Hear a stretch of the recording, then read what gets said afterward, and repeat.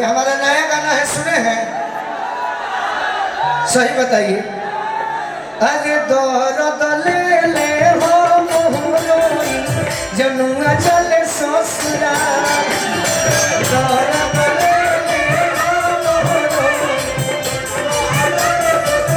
ए भैया बजर करे जावा फटी फटी जाए देखी के असुआ के धार, बजर करे जावा फटी फटी जाए देखी के असुआ के धार।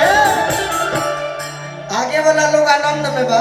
हाँ बहुत आनंद है। तनी हेने देखल जाए बजर करे जावा फटी फटी जाए देखी के असुआ के धार।